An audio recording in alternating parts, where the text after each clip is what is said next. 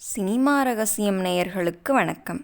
1960களில் கன்னட சினிமாவில் 3 குமாரர்கள் முன்னணியில் இருந்தனர். அவர்கள் கல்யாண்குமார், உதயகுமார், ராஜ்குமார். இதில் உதயகுமார் செங்கோட்டை சிங்கம், யானைப்பாகன் உட்பட சில தமிழ் படங்களில் ஹீரோவாக நடித்திருந்தார். இவர் ஹீரோவாக நடித்த முக்கியமான தமிழ் படம் இவன் அவன்தானே. அந்த காலத்திலேயே தெலுங்கு படங்களை இயக்கி வந்த பி. ஸ்ரீதர் நம் அனைவரும் அறிந்தவர்தான். பி. ஸ்ரீதர் என்பவர் தெலுங்கு படங்களை இயக்கி வந்தவர் என்பது நம் பலரும் அறியாத ஒரு தகவல். அதே நேரத்தில் பி. ஸ்ரீதரை தெரிந்தவர்கள் தெலுங்கு படங்களை தமிழ் நடிகர்களை வைத்து எடுப்பதில் அவர் கில்லாடி என்பது தெரியும். இந்த படத்தை இயக்கியவர் பி. ஸ்ரீதர் தான். TGR பிக்சர்ஸ் சார்பில் TG ராஜ் தயாரித்தார். M. ரங்காராவ் இசையமைத்தார்.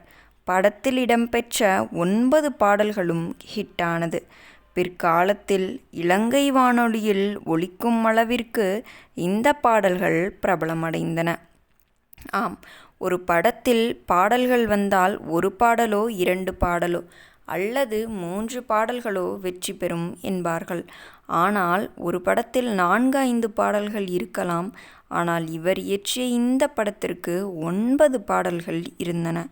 அந்த படத்தில் வந்த 9 பாடல்களுமே ஹிட்டானது என்பது மிகவும் பிரமிக்கத்தக்க தகவல்தான்.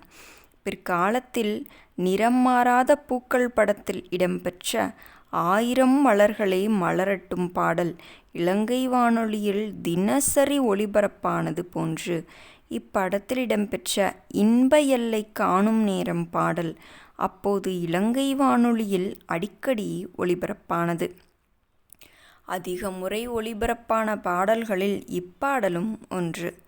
அதேபோல் அதிக முறை ஒளிபரப்பான முதல் பாடல் என்ற புகழையும் பெற்றது இந்த பாடல். இந்த பாடலை பாடியவர்கள் வேறு யாரும் இல்லை, பி. ஸ்ரீனிவாசனும் எஸ். ஜானகியும் தான். இவர்கள் இருவரும் இணைந்துதான் இப்பாடல்களை பாடியுள்ளனர். அதனால் இப்பாடல்கள் இவ்வளவு பெரிய ஹிட் அடித்தது. அதேபோல் 9 பாடல்களும் ஹிட் அடித்த பெருமையும் ஸ்ரீனிவாசனையும் ஜானகியுமே சேரும்.